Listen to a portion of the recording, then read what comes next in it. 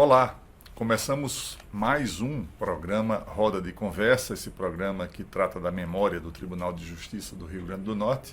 E hoje, na primeira parte do programa, conversando com a juíza Rádia Rayane, coordenadora da ESMARNE e também coordenadora do projeto Elas no Judiciário, um livro que conta a história de dezenas de mulheres, servidoras, magistradas, desembargadoras, que fizeram a história de 130 anos desta instituição.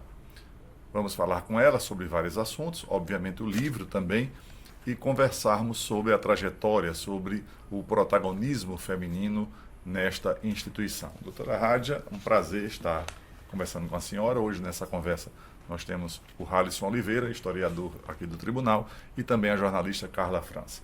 Obrigado pela sua presença, e eu perguntaria o que é esse projeto Elas no Judiciário. Olha, que alegria enorme estar aqui, parabenizar vocês, porque nós somos um órgão com pouca memória, e esse resgate de memória, registro de memória é uma coisa importantíssima. E o Elas no Judiciário, ele visa dar, em um determinado segmento, que é a questão feminina, uma contribuição também nessa memória do nosso tribunal. Ele foi um livro que surgiu por iniciativa do Comitê de Valorização Feminina, que é uma instituição aqui integrada por servidoras e magistradas, presidida pela desembargadora Maria Zeneide Bezerra, e hoje também com a segunda desembargadora, também ela contribui com a nossa atuação, a desembargadora Maria de Lourdes. Então, ele é um órgão que surgiu a ideia de escrever um livro sobre ou para mulheres. Essa ideia ficou vaga durante um tempo, e aí a gente começou a pensar o que nos desafia. Bom, o que nos desafiou inicialmente foi saber a nossa história, como nós ingressamos nesse espaço público, nesse espaço de poder, já que o Poder Judiciário integra os poderes da nação, e como nós estamos hoje nessa situação, como estamos inseridos, como estão essas magistradas, como estão essas servidoras. E, posteriormente, a gente achou que era pouco. Então, nós resolvemos quebrar o silêncio em que a mulher esteve mergulhada por tantos anos. Vamos dar também um espaço de fala. Como é que essa mulher vê essa diversidade? Como é que ela enxerga as questões de discriminação? Então, ele acabou sendo um livro muito rico, muito plural. Ou seja, nós temos uma investigação histórica, nós temos uma parte de um mapeamento institucional feito, atualizado, e temos também um espaço de fala, que posteriormente nós qualificamos esse espaço de fala estatisticamente também. E um projeto do Comitê Feminino, né? Isso. Comitê de Valorização da Mulher no Judiciário Potiguar, quer dizer, uma espécie de legado que foi construído, está sendo construído e que vai ficar para gerações que vão conhecer essa história. Eu considero assim, o livro ele tem uma perspectiva, veja, durante muitos anos as mulheres foram privadas de espaço e de espaço de fala. Então, a história, se você entrasse numa biblioteca do século XVII, do século XVIII, ela era uma história completamente masculina. Nem existiam autores femininos, eram pouquíssimos, e nem as mulheres eram personagens, né, históricos. Porque a mulher escrevia no particular, no privado, eram cartas, eram diários, isso não ia para publicação, era muito raro. E as mulheres também não tinham um espaço para falar e para publicar.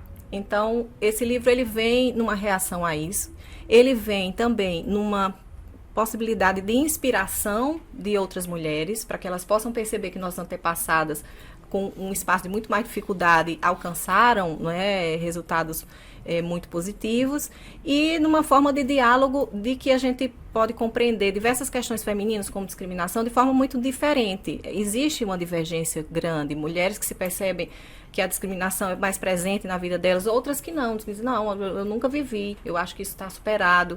E que bom que existem mulheres que entendem que está superado, mas não está superado para todas. Então, o livro, ele vem, eu acredito que sim, você usou a palavra legado, eu gosto, realmente a intenção foi deixar um legado de um registro histórico, de um registro institucional, e eu gostaria que fosse percebido também que ele não apenas contribui com as mulheres, porque esse é um legado que eu gosto sempre de frisar para a instituição Tribunal de Justiça. Nós somos uma instituição de justiça. É nossa obrigação tratar com justiça externa e interna. Então, se nós temos espaços de justiça interna a avançar, é necessário que a gente mapeie, que a gente verifique, e isso contribui para a dignidade do próprio tribunal. Então, ele tem esse viés também que eu gosto sempre de destacar. Não é apenas uma coisa que interessa às mulheres. Ela interessa, sobretudo e sobremaneira, ao próprio tribunal enquanto instituição que sai dignificada quando costuma investir na questão de equidade.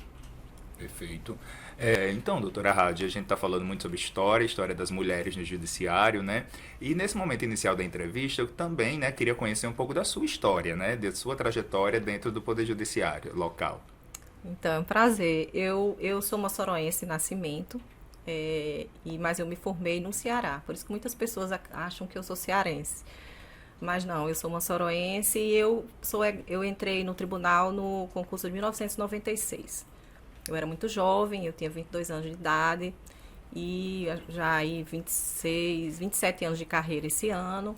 Eu sempre me dediquei muito à magistratura. Eu me considero uma pessoa sempre vocacionada para a magistratura. Eu não fui uma pessoa que fez outros concursos ou que tentou várias profissões antes. Eu sabia que queria magistratura, me dediquei a conquistar aquilo que eu queria fazer, assim, com muito afinco.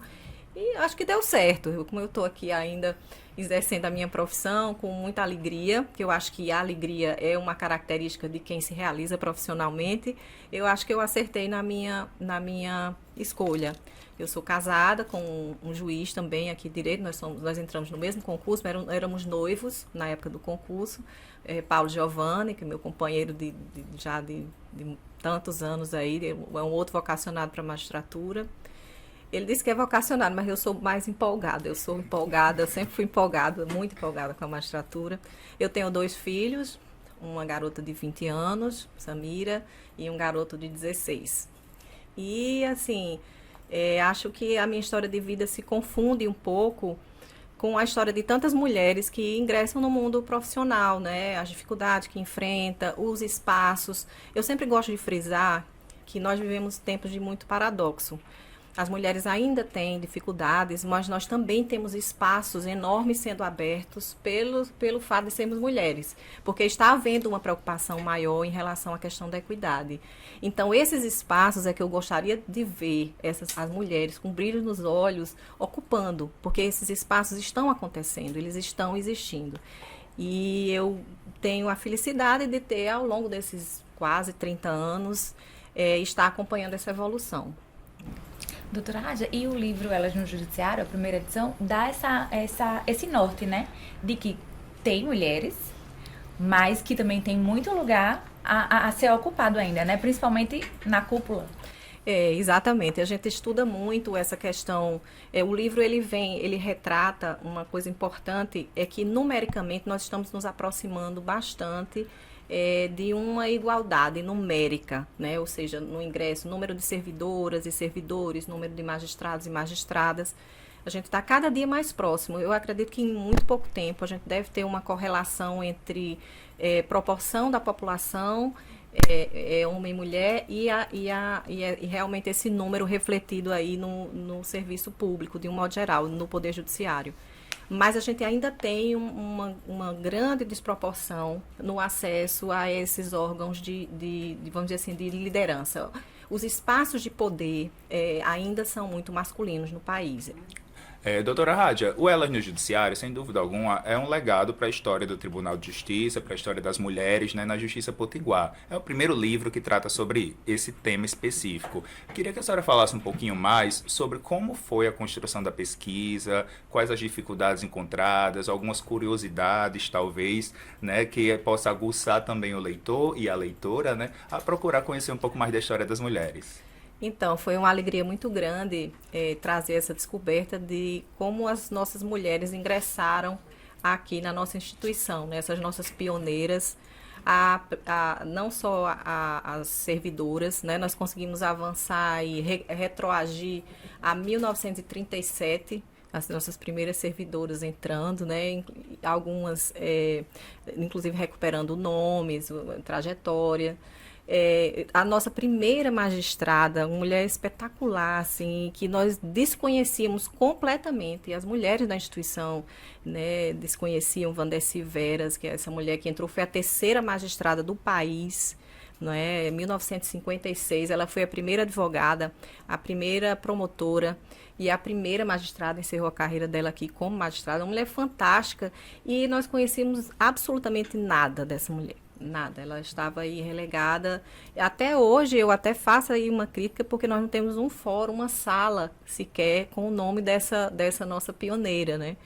Então o livro traz curiosidades interessantes, por exemplo, porque nós vamos fazer um levantamento dos prédios do tribunal. Como é que os prédios do tribunal? Então são 74 prédios, apenas 5 têm um nome feminino.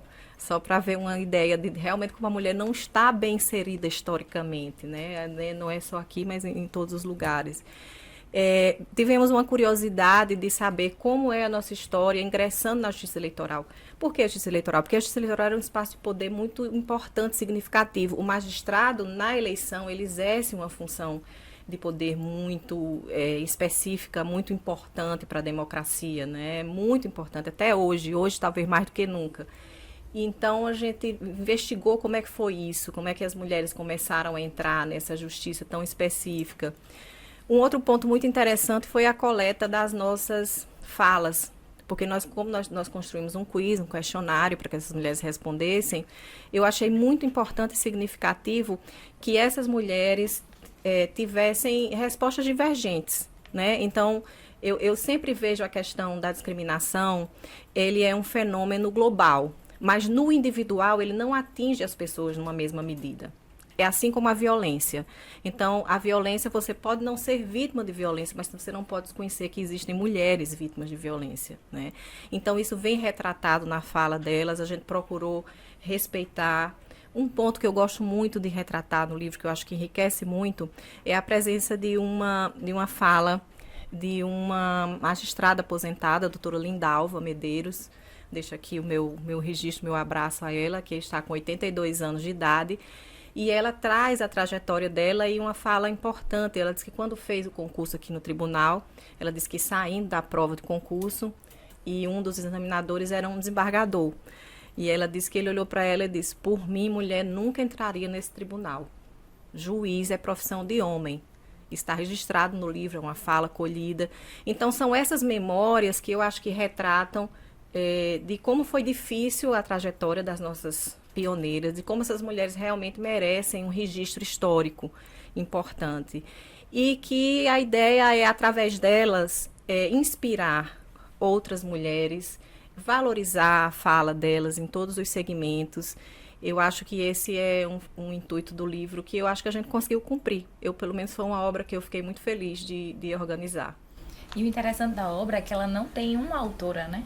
Ela tem várias. Foi um livro construído por várias mulheres. Eu acho que só essa visão múltipla, tão assim, ampla, que deu a riqueza que a obra tem. Porque aí foi sempre sendo agregado. Ao final, até, nós tivemos a ajuda de uma estatística que não estava prevista no início, mas nós temos uma estatística maravilhosa na casa, né, doutora Karine Simoni, e ela disse: você quer que eu qualifique? Eu digo: quero. Qualificar a gente quer demais. E ainda trouxe esse elemento final. Então, foi um grupo de trabalho, realmente, de mulheres muito empenhadas. Tivemos muita dificuldade na pesquisa histórica, você me perguntou isso, porque os nossos registros históricos estão ainda bastante deficientes. Então, a gente pesquisava, não conseguimos retroagir a tudo. Nós conversamos agora há pouquinho. Foi o livro do possível. Ele foi idealizado com muito amor, com muito afeto. Queríamos produzir muito mais, mas realizamos tudo que foi possível e eu acho que ficou uma obra muito legal. Doutora Rádia, o Elas no Judiciário, como a gente vem falando, é um registro histórico indubitável, né, sobre a presença feminina no Poder Judiciário. Traz muitos dados do passado, né, toda uma biografia, não só das desembargadoras, né, mas também das juízas de primeiro grau, das servidoras. Tem essa característica de resgate histórico do ontem, mas também tem muita informação sobre o hoje, né, sobre as mulheres no judiciário hoje. Com alguns dados estatísticos, com alguns levantamentos, inclusive dos concursos, né, dos últimos concursos do Tribunal de Justiça. E pensando sobre isso, como é que a senhora avalia essa inserção, que ela é lenta, ela é paulatina, da mulher, né, nesses espaços, mas principalmente a partir dessas primeiras décadas do século XXI, né? Porque me parece, e o livro aponta isso, né, que houve uma crescente de inserção feminina a partir dos concursos públicos, não é isso? Exatamente. A inserção da mulher nos espaços públicos, ela se deu muito fortemente nos concursos públicos, principalmente quando eles se tornaram mais profissionalizados, porque se tirou qualquer viés machista. À medida que você não conseguia identificar se as provas eram masculinas ou femininas, essas mulheres começaram a ingressar numericamente de uma forma muito consistente no Poder Judiciário. Isso é uma coisa interessante de ser ressaltada. Era também uma profissão que oferecia às mulheres um horário certo, tinha esse atrativo, porque elas continuavam sendo mães, dona de casa. A gente sabe essa questão da dupla jornada, ela ainda é real. E uma segurança em relação a eventuais demissões em caso de gravidez, que isso sempre foi um problema ao longo de todo o século passado, né? Eu acho que ainda hoje ainda remanesce um pouco dessa cultura, né, da dificuldade, mas isso foi... Então, era um local muito atrativo. E as mulheres começaram a ingressar via concurso público. Aqui no estado, a gente tem as servidoras ingressando de forma mais consistente aí a partir da década de 50, entre a década de 50 e 60, já aconteciam antes, mas assim, numericamente aumenta. E entre as magistradas, somente na década de 80 é que essas mulheres começam a ingressar mais fortemente e os concursos começam a ter uma participação feminina mais... até termos um concurso, por exemplo, que o número de mulheres ultrapassou o de homens, foi um único concurso. Em regra, os homens ainda passam num percentual um pouco maior. A gente tem os estudos aí que indicam esse caminho do serviço público como a mulher ocupando um espaço de poder, de liderança, né? E é um caminho que nunca mais foi interrompido. Graças a Deus, ele vem consistentemente aumentando esse número, sempre de uma forma muito gradativa, mas consistente. Eu não citaria a entrada das mulheres a partir da década de 50, que a barreira foi rompida em 56, porque a gente tem um longo hiato. A gente não conseguiu identificar de quanto, porque a gente só tem os registros na casa dos concursos a partir da década de 80. Antes disso, a gente não tem, esses registros se perderam, a gente não conseguiu avançar. Mas, assim, a gente não tem. O que a gente sabe é que houve um longo hiato, entrou, meio que foi pioneira, mas aí ficou um bom tempo sem entrar a mulher. Isso aconteceu em todo o país, né? E hoje a gente tem uma magistratura, graças a Deus, mais feminina, com uma feição também feminina, não apenas masculina. Eu considero isso muito importante para a legitimidade democrática, porque, afinal de contas, as pessoas que estão se submetendo a julgamento e que estão precisando do Poder Judiciário, nós estamos atendendo uma população que é quase 52% mulheres. E quando a senhora fala na histórica juíza Wandeci Veras, em 1956, e se a gente olhar para o degrau acima, o pleno, são 40 anos até que a primeira desembargadora, Eliana Molino das Virgens, chegue ao pleno do TJ. Quer dizer, é um hiato também entre o primeiro degrau, né, a primeira instância e a segunda instância. Mas a gente sabe também que no livro são muitas protagonistas, se não me engano, 74 mulheres. E agora a equipe do Elas no Judiciário está trabalhando numa segunda edição. É uma espécie de atualização, quer dizer, foi pouco, deu um gostinho de quero mais, virão outras edições, que é que as pessoas que se interessam, porque não interessa só o Judiciário. A partir do momento que os historiadores, os sociólogos, os jornalistas e escritores, né, eu acho que o livro abre uma porta para esse pessoal. O que é que vem por aí do Elas no Judiciário? Parece que é uma coisa que vai continuar, né? Veja, o Elas no Judiciário, ele foi uma obra pensada para ser sempre uma obra em construção, porque a história das mulheres continua em construção. Ela foi feita, o ingresso aqui, com longos hiatos, como você acabou de ressaltar um deles, né, longos hiatos, e com alguma dificuldade. Eu quero deixar registrado assim, eu tenho muito temor de um ponto de vista, de uma perspectiva que vem se desenvolvendo muito fortemente, de que essas questões estão superadas. As questões de gênero, não, mas já está garantida, a Constituição garante igualdade. E eu acho que, primeiro, a gente tem que vigiar retrocessos. Segundo, eu acho que não estão superadas em todas as medidas para todas as mulheres. É algo que a gente sempre vai ter espaço para evoluir, para refinar, para melhorar. E o Elas no Judiciário, ele vem nesse contexto de ser uma obra em construção. Por isso que a gente lançou primeiro com uma perspectiva mais histórica, de mapeamento atual, de como estaríamos. E o Elas no Judiciário, Histórias Além dos Autos, que é o que nós estamos gestando agora, que será uma obra mais leve. Será uma obra que nós queremos saber o que estão produzindo as nossas mulheres. Nossas mulheres estão produzindo o que em termos de textos? Textos científicos, relatos de caso, poesia, crônica.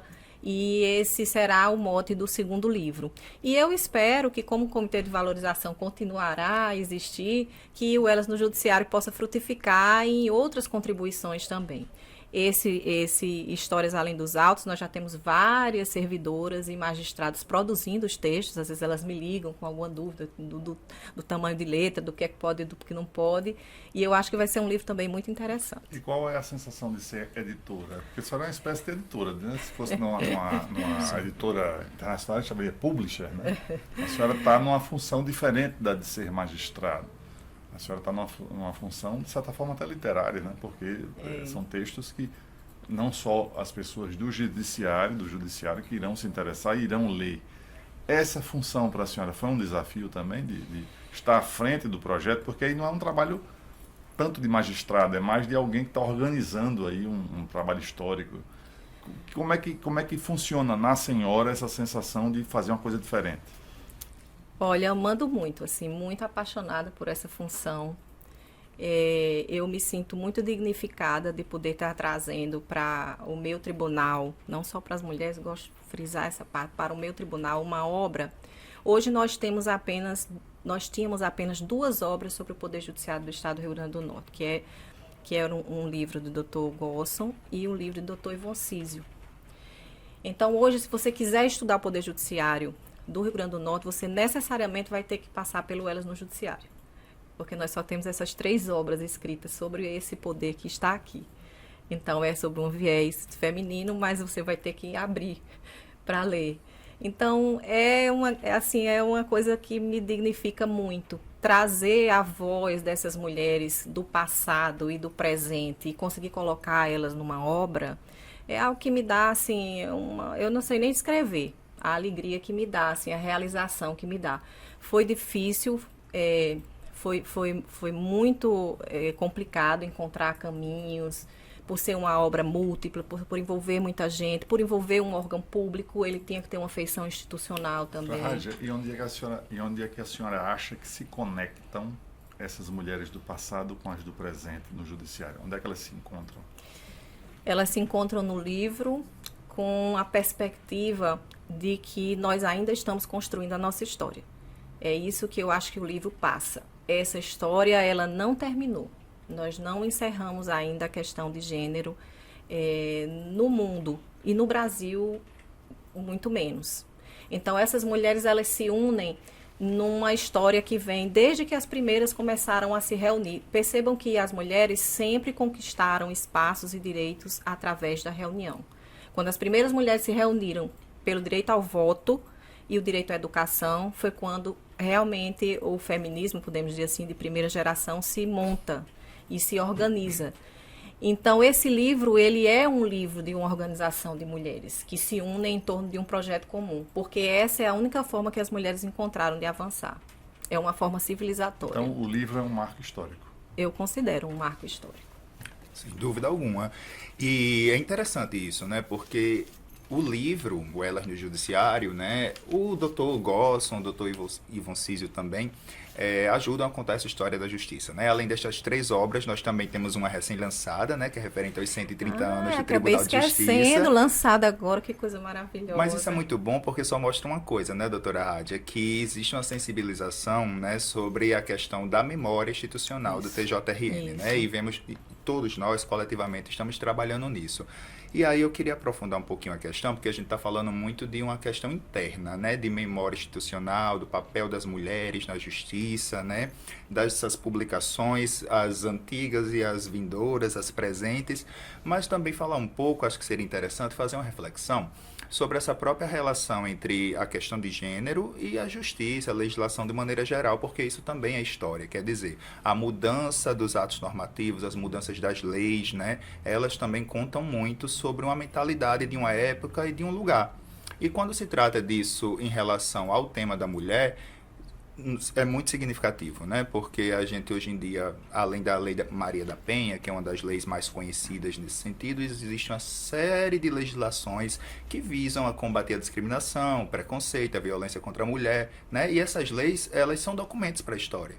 Quer dizer, a gente está vivendo tudo isso hoje, mas o historiador daqui a 50 anos, que for olhar todo esse passado, vai ver que uma série de atos normativos foram sendo publicados. Claro que isso vem a partir de luta, né? Muita luta das mulheres, principalmente, né? Então, eu queria pensar um pouco junto com a senhora aqui, como é que a senhora entende, né? Interpreta a força e a importância da justiça nesse sentido também, mudando vidas, né? Então, assim, o Poder Judiciário, a lei, ela vem, mas ela se torna morta se o Poder Judiciário não dá, vamos dizer, vivacidade a essa norma. Então, assim, eu acredito que a gente tenha, dentro do Poder Judiciário, total obrigação de tornar essa norma que o Parlamento nos entrega para regular a questão da mulher hoje, os problemas enfrentados, tornar isso vivo. Então, daí vem também a importância de ter mulheres dentro do Poder Judiciário, porque esse viés, essa visão, essa perspectiva acaba sendo muito mais rica. Doutora Rádia, e quem quiser conhecer a obra, como é que faz? Acessa o quê? Vai aonde? Como é que a pessoa pode ler, quem quiser ler, o cidadão que está nos assistindo agora? Então, a obra está aí no nosso site, TJRN/Elas no Judiciário. Na pesquisa, dentro do nosso site, vocês conseguem encontrar, na pesquisa pública também, ele acaba ficando disponível. Nós estamos tentando inserir a obra em diversas bibliotecas nacionais, estamos enviando as bibliotecas digitais, e agora nós vamos ter a edição do livro físico, né, que era um sonho nosso, poder mandar para as bibliotecas esse livro físico para que ele constasse no hall das melhores bibliotecas do país, disponível para consulta. Então, eu convido a todos a conhecer a obra, eu tenho certeza que vocês vão gostar, vão achar curioso e vão achar um formato bem moderno, bem dinâmico. A gente procurou dar uma feição bem dinâmica. A gente já está encerrando o programa, essa edição do nossa roda de conversa, mas rapidinho, o que é ser uma mulher no judiciário? Ser uma mulher no judiciário é viver um tempo de paradoxo. Eu acho que é um local que você tem pouco espaço para reclamar, porque há uma tradicional separação entre vida privada e profissional, e na vida das mulheres isso se confunde muito, porque a gente tem filho, tem uma segunda jornada de trabalho. E, por outro lado, é um espaço difícil de ascensão ainda. Eu considero que as mulheres têm mais dificuldade de ascensão profissional em todos os segmentos, no Poder Judiciário, e em alguma medida isso também se reflete. E, por outro lado, a gente vive um momento extremamente positivo de novos espaços a conquistar. Eu acho, por exemplo, eu queria citar aqui que eu fui presidente da Amarne e eles estavam procurando uma candidata mulher, porque era necessário romper essa barreira. Então, percebam que eu tive um espaço pelo fato de ser mulher. E aí eu convido todas as mulheres a ocuparem esse espaço, porque esses espaços estão aí. E nós podemos ocupar, nós podemos estar neles e podemos fazer isso muito bem.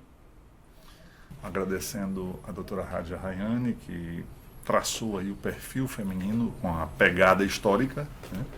Com a participação de Alisson Oliveira e de Carla França, e de Juliano Freire, também ficou honrado como todos nós, toda a equipe que também está por trás das câmeras, honrado em participar dessa conversa que também tem a sua pitada histórica e que vai ficar como uma história também do tribunal. Doutora Rádia, muito obrigado. Eu é que agradeço o espaço e o cuidado de vocês de estar registrando a memória do nosso tribunal, que é uma coisa muito importante. Obrigada a todos.